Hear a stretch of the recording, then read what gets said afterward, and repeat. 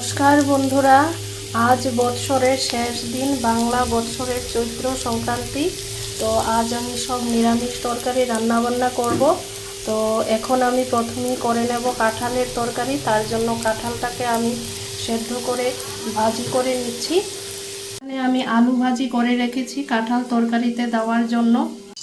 বন্ধুরা, এখন আমি কাঁঠাল তরকারিটা পুরোপুরি কমপ্লিট করে ফেলবো। তার জন্য কড়াইতে গরম তেল দিয়ে দিয়েছি। প্রথমেই আমি শুকনো মরিচ দিয়ে দিয়েছি, তারপর দিয়ে দিলাম তেজপাতা। শুকনো মরিচগুলো একটু কালো হয়ে যাক, তারপর আমি দিয়ে দেব পাঁচফোড়ন। এখন আমি পাঁচফোড়ন দিয়ে দিচ্ছি,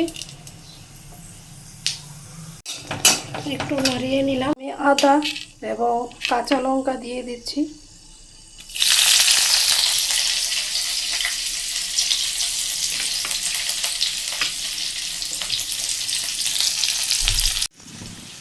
সব মশলাগুলো একসাথে মিশিয়ে নিয়েছি আদা বাটা এবং কাঁচা লঙ্কার সাথে। এখন একটু আমি ভেজে নিচ্ছি মশলাগুলো, তারপর আমি কাঁঠাল এবং আলু একসাথে দিয়ে দেব।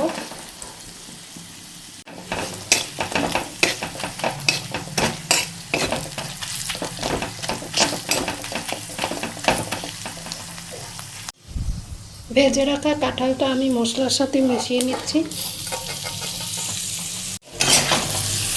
এখন আমি এই মশলার সাথে একটু ভেজে নেব কাঁঠাল, তারপর আলুগুলো দিয়ে দেব, একসাথে ভেজে নেব।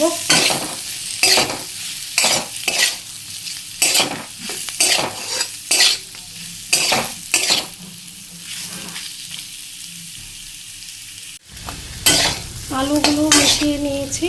এখন আমি আলু এবং কাঁঠাল একসাথে একটু ভাজি করে নেব।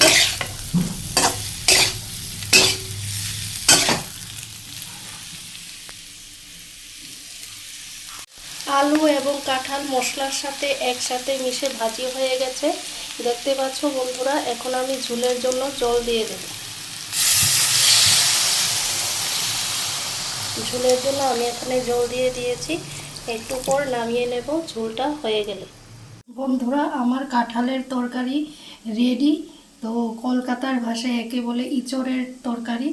তো যাই বলো, আজকে সংক্রান্তির আমার কাঁঠাল ফার্স্ট মেনুটা কমপ্লিট হয়ে গেছে।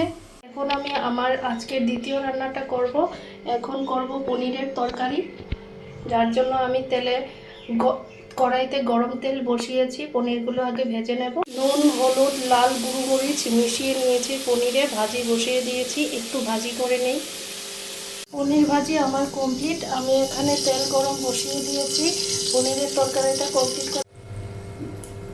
শুকনো লঙ্কা, তেজপাতা দিয়ে দিলাম।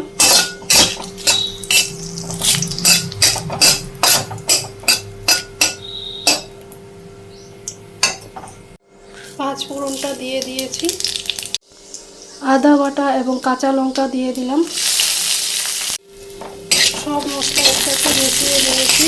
শুকনো মরিচ, কাঁচা লঙ্কা, আদা বাটা।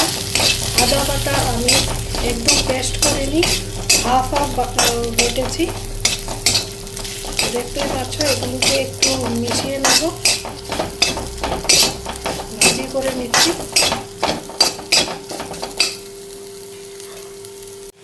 মশলাটা যাতে পুড়ে না যায়, তার জন্য একটু জল দিয়ে মশলাটা একটু ভাজি করে নেব।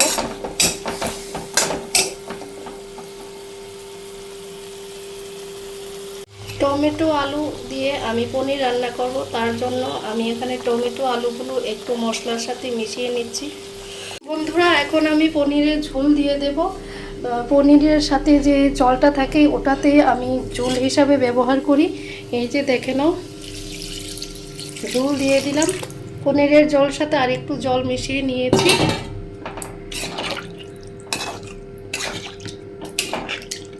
আর একটু পর আমি পনিরগুলো, ভেজে রাখা পনিরগুলো দিয়ে দেব। পনিরগুলো দিয়ে দিয়েছি। এখন একটু পর নামিয়ে নেব কমপ্লিট হয়ে গেলে। বন্ধুরা, আমার দ্বিতীয় রান্না পনির আলু টমেটো দিয়ে তরকারি, সেটাও কমপ্লিট হয়ে গেছে। তো তোমাদের আজ কার কি রান্না হলো আমাকে অবশ্যই কমেন্টে জানাবে।